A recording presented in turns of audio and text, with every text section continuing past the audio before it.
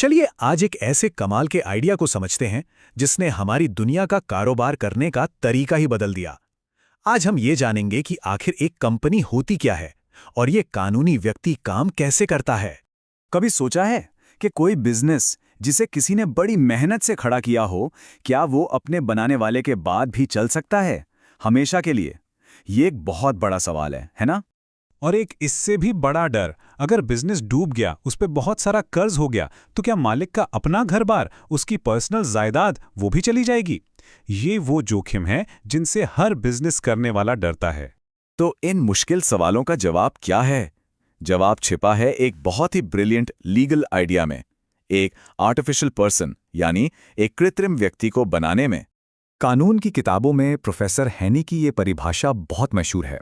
अब इसमें कुछ भारी भरकम शब्द हैं: कृत्रिम व्यक्ति, अलग अस्तित्व, शाश्वत उत्तराधिकार। चलिए इन्हें एकदम आसान भाषा में समझते हैं।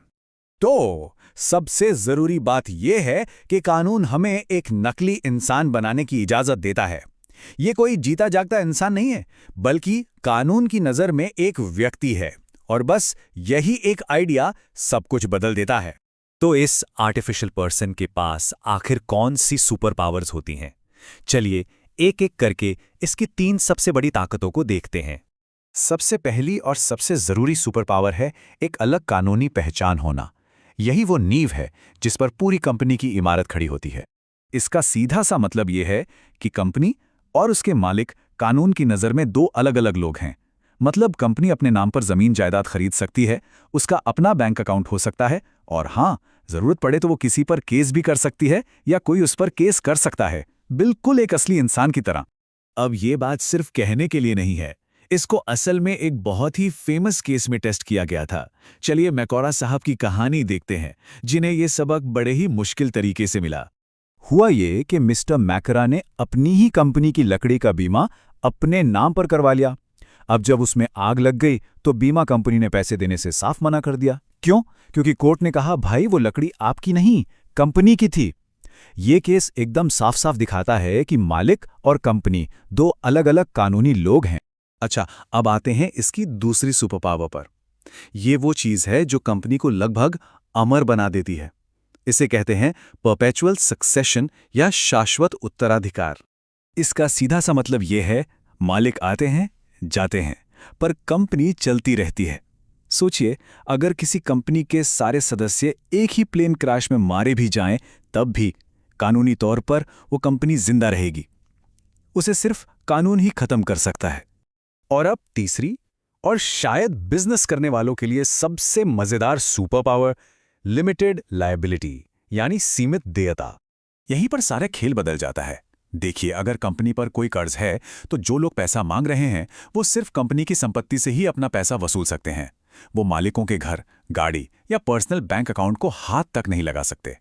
मतलब मालिकों का रिस्क सिर्फ उतना ही है जितना पैसा उन्होंने बिजनेस में लगाया है। ये जो कंपनी और उसके मालिकों के बीच एक सुरक्षा की दीवार है ना, इसे कानून की भाषा में कॉर्पोरेट वेल या कॉर्पोरेट पर्दा कहते हैं। सोचिए, ये एक अदृश्य ढाल की तरह है।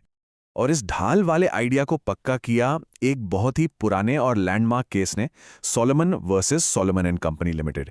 ये केस कॉर्पोरेट लॉ की दुनिया में एक मील का पत्थर है। उस केस में लॉर्ड मैकनॉटन ने जो कहा था वो आज भी कॉर्पोरेट लॉ की नींव है। उन्होंने साफ साफ कह दिया कि कंपनी अपने बनाने वालों से बिल्कुल अलग है, फिर चाहे उस कंपनी का पूरा कंट्रोल एक ही इंसान के हाथ में क्यों ना हो। सोलोमन का केस इस बात का सबसे पक्का सबूत है। लेकिन क्या ये ढाल हमेशा काम करती है? क्या हो अगर लोग इस ढाल का गलत इस्तेमाल करने लगे, धोखाधड़ी के लिए या कानून से बचने के लिए? तो सवाल ये उठता है, क्या इस सुरक्षा कवच को, इस पर्दे को कभी हटाया जा सकता है?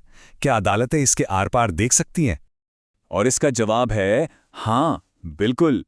कुछ खास हालात में कानून इस पर्दे को उठाकर या चीरकर पीछे देख सकता है, ताकि यह पता लगाया जा सके कि कंपनी की आड़ में असली खिलाड़ी कौन है। तो अदालतें ऐसा कब करती हैं? मान लीजिए, अगर कोई कंपनी बनाई ही इसलिए गई है ताकि टैक्स चोरी की जा सके, या लोगों को धोखा देकर उनका पैसा मारा जा सके, या फिर युद्ध के समय दुश्मन देश के साथ व्यापार करने के लिए। ऐसे मामलों में कोर्ट कंपनी के पर्दे को नजरअंदाज करके सीधे पीछे बैठे मालिक को जिम्मेदार ठहरा सकता है। तो हमने देखा कि कंपनी क्या है, एक बहुत ही शक्तिशाली कानूनी आइडिया, एक ऐसा आर्टिफिशियल पर्सन जो हमेशा जिंदा रह सकता है और अपने मालिकों को एक सुरक्षा कवच भी देता है। पर यह हमें एक बड़े सवाल पर लाके छोड़ देता है। यह आइडिया 100 साल से भी ज्यादा पुराना है। आने वाले वक्त में इस ताकतवर व्यक्ति की समाज के प्रति क्या जिम्मेदारियां होनी चाहिए, ये सोचने वाली बात है।